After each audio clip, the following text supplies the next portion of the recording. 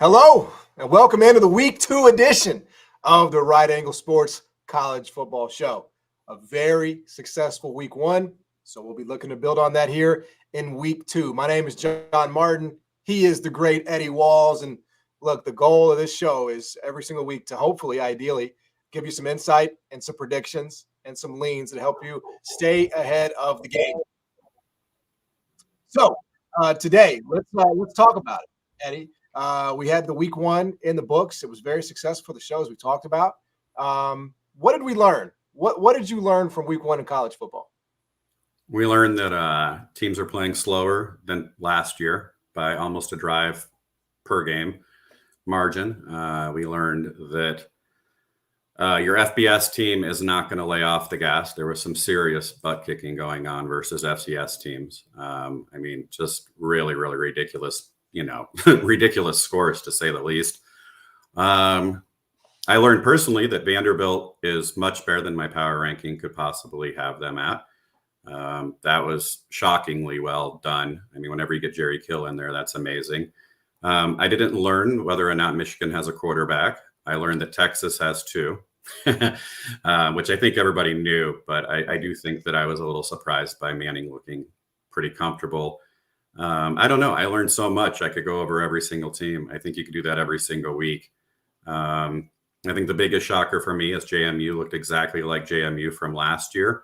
I don't know how that must have to do with Charlotte not looking great, but I was on Charlotte and I was just shocked by JMU's performance, specifically in the second half. I learned that Indiana is what I thought they were, but a little better on defense possibly. I learned that Rice is probably not what I thought they were. I think that might be a big fall off on quarterback there. Could just be a one-off. I'm not really sure. Like I said, we could go over every single game. It would take too long. But yeah, there was a lot to be learned in Week 1. Yeah. Before we get into the games of the week, as you guys know, we highlight the 5 or 6 biggest games of the week. We got some good ones here for sure. Definitely want to make sure to send you guys over to raspicks.com/CFB. 13-5 in Week 1 for RAS, 42 plus plays for FBS, and 12 plus plays remain available on the website. You see it right there, raspicks.com/CFB, and make sure you like and subscribe here on YouTube. All right, Eddie, let's get into it. Texas at Michigan. Texas -7, total of 42.5. Interesting little move today as the 7.5s are taken out, putting this back at 7. What do you think about the move today and where this number sits currently? I think you could probably still wait and get 7.5 if you're on Michigan. If you want Texas, you probably want to do it now. I don't take anything that Michigan does early in the season serious. These are the kind of games that I think that you find out who they are. My biggest problem with Michigan is I don't know who the quarterback is. I can't make a play in a game where I don't know who the quarterback is. And there's 3 names being tossed around now every single week. I know that defense is absolutely ridiculous. It might be as good, if not better, than last year. Texas has a lot of weapons on offense, but if Michigan can get, a lot of pressure to the quarterback and turn this into a total grind, it's a hell of a game. I don't have a play in it. It's like the only game I think that we're going to discuss where I don't have a play. Everybody knows I'm pretty high volume. So, I'm just going to be honest with you that I'm probably going to bet 65% of the board every single week. I don't really bet these kind of games where I have unknown scenarios. Off of a pure numbers field prospect, 7.5 looks really juicy to me. Texas looks like, world beaters when they're playing against Colorado State and some of the lesser opponents. But I do think that it's going to be a very, very interesting season to see where this program goes. This is the first test of a few of them this year for Texas. So I'll be tuned in without action. Just real quick as a follow-up, Eddie, Sharon Moore debut. They pull away there at the end. Is there anything, that you thought about him that maybe was confirmed or your mind changed? If I'm prying, certainly let me know that I'm prying, but just curious as to your thoughts to the new regime there in Michigan. Yeah, I think the game plan for Michigan is going to be just running the ball very methodically, playing a plodding offense. Kind of like they showed last year. The biggest difference this year opposed to last year is that offensive line is completely brand new. The quarterback situation is unclear. The wide receiver situation isn't great. I mean, they can probably win games like Iowa won last year with that defense and just lean on it. So I don't think we're going to learn anything versus a Fresno. We're certainly going to learn something this week, though. Yes. If they can score on Texas, even though it's down on its defensive line and doesn't look like it's going to be able to stop the run, if they can score, I don't know, 21 points, then I'll have a lot more faith in my number in Michigan, which is pretty high right now. I think I have them like 8th in the country, which is incredible considering that they have an all new offensive line, new head coach. I usually don't go that high on somebody, but that defense is just massively impressive for me. Yeah, really curious to see kind of how they handle a cadence like this game and a script like this one. All right, moving on down the board here. Tennessee, NC State. It's technically a neutral there in the Panther Stadium. Vols -10, total 60.5. On paper, Eddie, this is just a great quarterback matchup. Is this, a spot where you might look at the over? How do you look at this game? Yeah, I'm on the over. I had this game circled pretty early in the year, probably like June. I do have a little bit of hesitancy because I haven't seen McCall work outside of Chadwell. Last year at Coastal, he took a pretty big step back with the new coaching change. I found that very interesting, but they went out and spent a lot of money on NIL to get some weapons at skill positions for him. And Doran is no dummy. I mean, like he realized, hey, my defense is going to lose 3 or 4 key guys. Let's see what we can do on offense. And Right. I think the Tennessee probably has a top 10 offense in the country, even with a freshman quarterback. That dude looks like a stud. And they're healthy, which they weren't last year. Their offensive line is almost intact from last year. Their defensive line for Tennessee is my biggest concern because those dudes are monsters, and NC State has a couple of inexperienced guys. But the secondary for defense is vulnerable and suspect for me. It pretty much starts all over. And then NC State with all those weapons, I just feel like if they can get to 24, 28, somewhere in there, I know Tennessee's going to play fast as hell. I don't have any concerns about their offense. It's gotten to the point now where if you're going to back anybody in this, in this game at 10, it's got to be NC State because you missed the 7, 7.5, 8s, 9s. People are in love with Tennessee. I don't know if anybody's fading North Carolina State. They just see the SEC. Tennessee with maybe a Heisman type of quarterback. It all makes sense to why they're backing them. But I just felt like even 60 is pretty low. I feel like Tennessee is probably going to go out there and try to put up 42, at least 35 plus on this young of a defense. So if this game, I don't know. I just feel like the weapons on offense are much more superior than the weapons on defense for either side. And it's a different class, to be totally fair, but we did see the SEC versus the ACC in Georgia Clemson, and Clemson still has some body parts on the field at Mercedes-Benz that have to get cleaned up. So we got it. So it's I certainly have to say I understand the move there out to 10. This one is our next game is one of the games I'm looking most forward to this weekend, oddly enough, even though it's unranked teams, and that's Colorado at Nebraska. Obviously, this is a revenge game from a year ago. Nebraska -7.5, total 56.5. Colorado obviously off since that game against North Dakota State. Can they keep this game within the number here? How do you see this game going down, Eddie? Yeah, this total was being faked up throughout the week. It got to 59 yesterday, and then it crashed this morning when limits went up.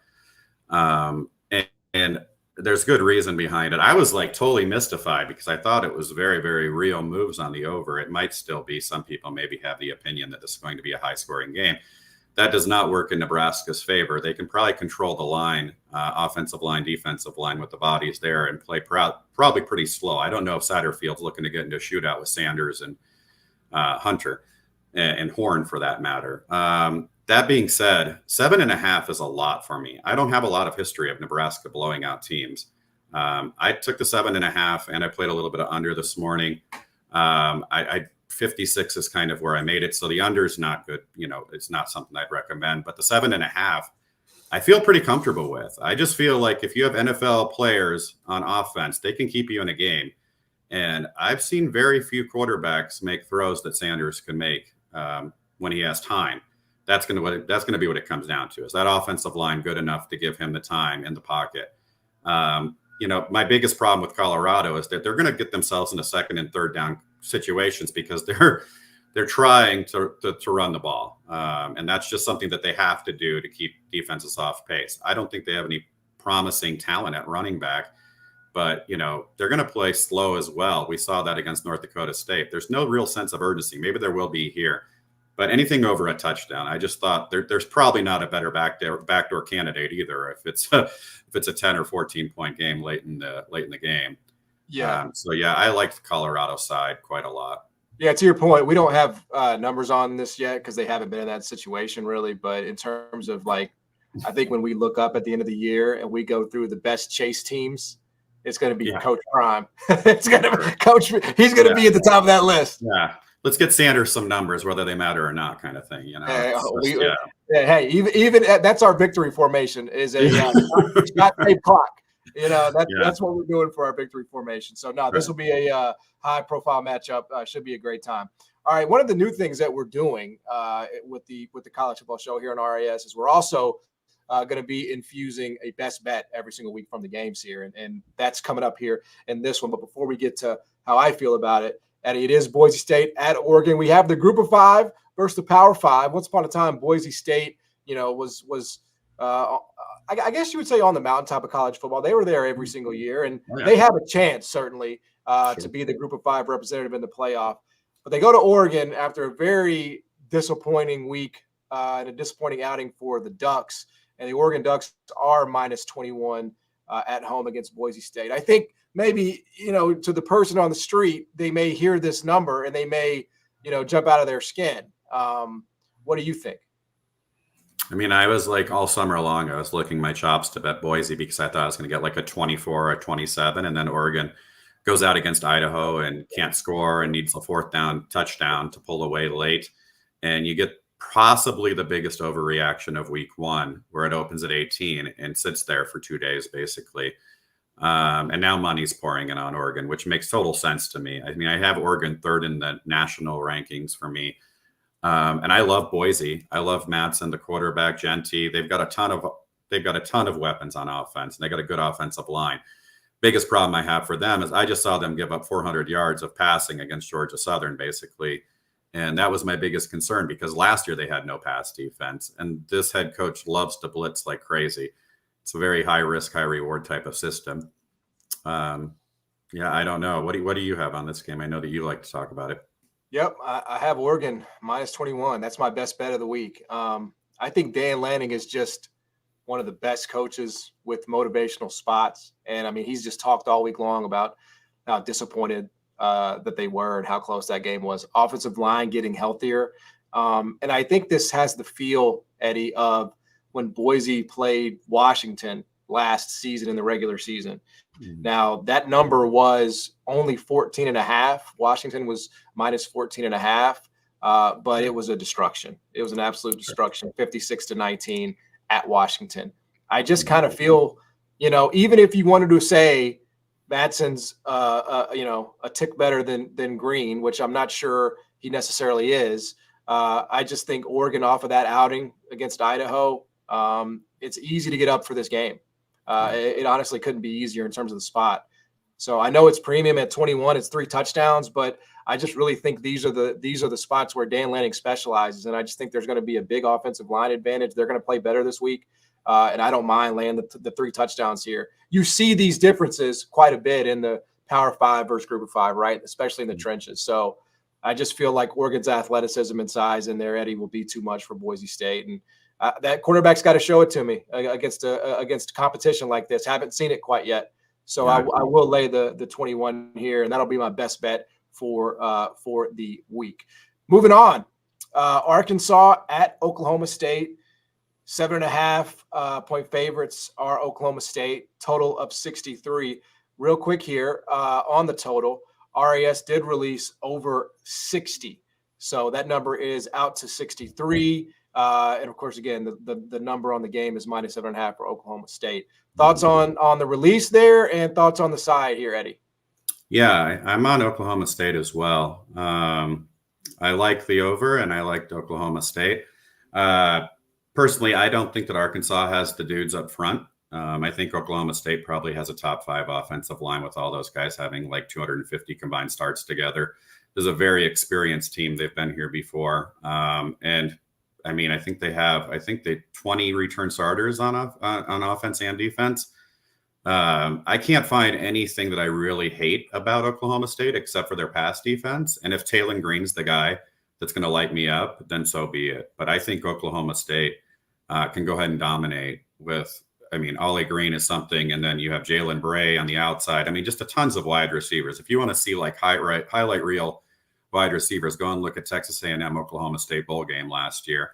And everybody makes fun of the 7th-year quarterback, but that dude's a dude. I mean, he just happened to have like a collapsed lung and deal with some serious injuries. But Alan Bowman can light you up if you give him the time to do so. And with that offensive line, I think it's a bit of a mismatch. That being said, Bobby Petrino makes a hell of a difference as an offensive coordinator. I think he's worth almost 6 points to a total. Wow. I think he's probably one of the best in the business. People think I'm exaggerating, but go look at what he's done at every single stop. I mean, he's had some bad spots where he's just had bad quarterbacks and offensive lines. But I mean, if you think that Mike Gundy is going to back down from trading points, you're wrong, because that's kind of in his wheelhouse. Eventually, I think Oklahoma State will pull away. But I mean, you don't need a lot from Arkansas with what I project to get over this total. So I liked both side and total there. There you have it. We do have a question from the YouTube chat. Shadow Slayer is asking, what number did Eddie bet Tennessee NC State over, and is it still good at 60.5? Yeah, I bet over 59, but 60.5 is fine. I'm at 63 on the total, so it'd probably be a little bit smaller bet for me at 60.5, but it would still be a bet. Yeah, and if you guys have some questions that good twos, I guess, certainly get those into the chat, and Eddie will do his best. Last one here. It's Cyhawk, Iowa State at Iowa. Iowa -2.5, -120 total. Shockingly, can't believe this isn't 65.5. 35.5 is the number here. So we're hammering the over, right, Eddie? We just can't turn down 35.5 in an Iowa game. Man, I mean, like, I was just looking at the board this morning and they were betting it over, and I was like, man, these guys are so brave. So I'm on Iowa, and there's a couple of reasons why. First of all, it's a numbers play. I mean, Iowa is playing at home, so that would mean that you would have to have Iowa State neutral with Iowa, which I don't. The second thing is there's 2 linebacker injuries for Iowa State, which are pretty serious, and they're not going to be on the field. I know that sounds crazy because you're not sure whether or not Iowa's going to be able to take advantage of that. But they do have 5 returning starters on a massive offensive line, and it feels like Ferentz and Campbell are kind of the same kind of coach. I just think Ferentz has a lot of experience playing against these types of coaches. And I like Iowa's upside a little bit more than Iowa State. I love Campbell. I love backing him as a dog. This just isn't my favorite spot for him whatsoever. I just think there's too much experience for Iowa. And I mean, last week, it's an FCS team, but we're literally discounting Iowa's offense because they played a tight end for half the season last year. We saw totals dip into the 20s with them. Do I think that they're going to go out and put up, 21 points every single game? Probably not. Do I think that this is a game that's probably got about 9 possessions in it? Probably. But I mean, I do think that if you have Iowa State and Iowa completely neutral, completely even on a neutral field, me and you just see those 2 teams too differently for me to understand. So, I'm on Iowa. Iowa amazes me. They really do. Because, even Nick Saban at some point said, I got to hire Lane Kiffin. I got to adapt. I got to evolve. And even though that went disastrously, it was still like, the times are changing. And here's Iowa in the year of 2024, just saying we are going to be comfortable in a game line 35.5 until the end of time. Right. I mean, it's just an oddity. It's a novelty in the college football world. So we have another question here from Adam. David asks, some market pushback after the RAS release of UAB ULM under 55. Thoughts? I mean, personally, I don't mind pushback on releases whatsoever. It's a two-way market, and everybody's going to have differing opinions. We just, we work very, very hard to make sure that all of our opinions are kind of our best bets that we put out there. I'm not going to go over this game in too much detail, but I will just say that if UAB is going to win by margin, which is projected, I don't see them playing as fast of tempo as people, probably remember them from last year. I think that Dilfer likes to play a little bit more ball control than that. So yeah, I'll just leave it at that. I just think that we're never going to release a game and it's just going to go up 9 points. We don't live in that kind of world anymore. I mean, it may have happened, 10 years ago or 6 years ago where you'd see, market never have pushback on anything. I also kind of like to see what's pushed back, not only in releases, but just in general consensus. I mean, you can't possibly get every single game right when it comes to moves, no matter how good you are. I probably have like a 90% closing line value rate, but like that 10% I learn more from than the games that I get good market value on. Because normally I miss something, or it's just I have a bad read on something and I can get caught up pretty quickly early in the season. Now, if it's like week 12 and I'm not being the market, I'm not doing my job, and I probably wasn't for the entire season. So yeah, I don't have any problem with any kind of pushback on any kind of game whatsoever. If you have a differing opinion, always bet your opinion. Like, don't worry about what's being released or whatever. Like, if you hate something that we release, I mean, then guess what? We got you 3 points of value initially. You're welcome. Yeah, I mean, and you probably have a good middle opportunity, or do whatever you want with it. But I mean, I just think that if you are handicapping games yourself and you see something and you're an RAS subscriber or any kind of subscriber whatsoever, and you're still like very in tune with things and your teams or whatever, and you disagree with something, then don't be like, hey, Right Angle released this, I can't bet it. Like, always just bet your work and trust your process.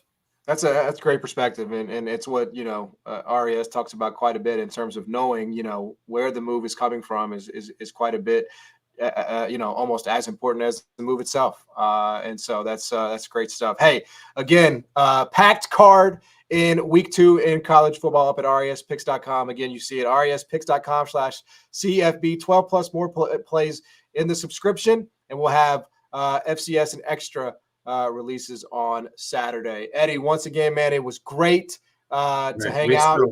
We still have to go over my best bet. Oh, sorry. We cannot get out of here without that. That's why everybody came. So yeah, no problem. So we're going to do 2 of them.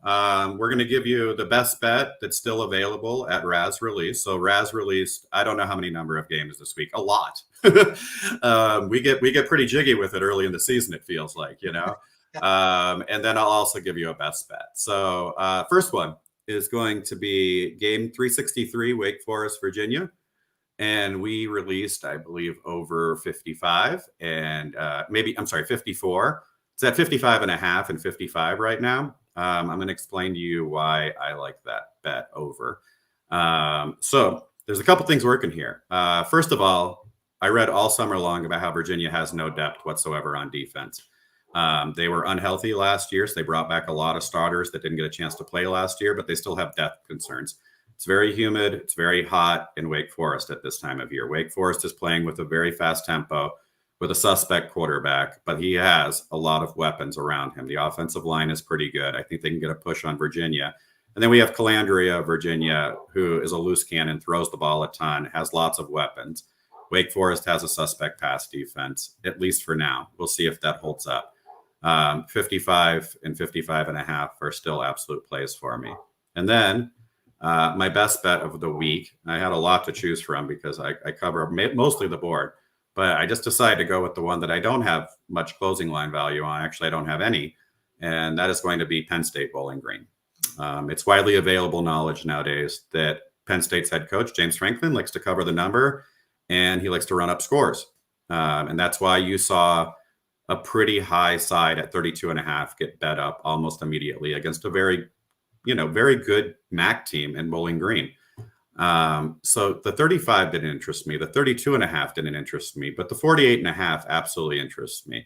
I don't want to make it seem like I'm only betting overs or anything like that, especially after we just saw like a 60% board of week 1 of nothing but unders. But so basically what you're telling me is if Bowling Green is going to try and cover this number, and which I suspect they will, because we don't have a lot of history of James Franklin not trying to blow out these teams. And not only that, when he puts his backup quarterback in, they run the same system with the same pace.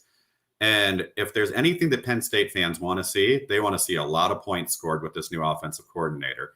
I might need only 7 points from Bowling Green. I might not need any. 48.5 is still far too low for me. So that's probably my best bet that's still left on the board. I hope that was sufficient for everybody. Wanted to make sure I got those in for you. Yeah, absolutely. Great stuff. Love it. Should be a great week 2 of college football action. Again, we'll be back next Thursday, same time, same format. We'll have best bets. We'll go over the best games of the week, and we can't wait to do it. Eddie, man, great to hang out as always. And again, raspicks.com/CFB for those packages. Have a great week 2. Good luck. We'll see you next week. Thanks so much, guys. Have a great one. Good luck.